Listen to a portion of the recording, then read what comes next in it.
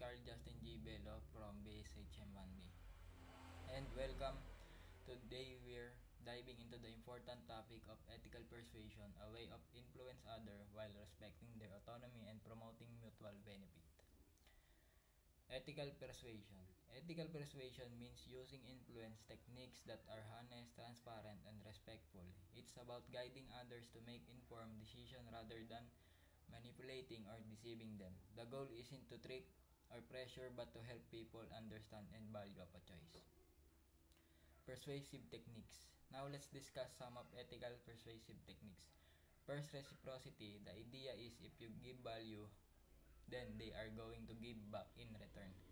The simplest example would be useful information or support can be given so that others can listen to your ideas. Second, authority. People believe in experts or credible resources, so make sure you always share reliable, well-researched information to support your points. Another approach is social proof. When other people make good decisions, people are more likely to do the same. Remember that it should be genuine, that don't try to create it. How to ethically use such tactics. To apply these techniques ethically, focus on building trust and offering actual value. Steer clear of high pressure tactics and manipulation of emotion. Encourage an open dialogue where both parties feel heard and respected.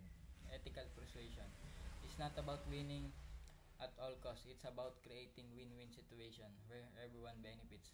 To sum up, ethical persuasion means influence others in their best interest to use of tested techniques such as reciprocity, authority, and social proof can be used to lead others to an informed good decision. Thank you for watching.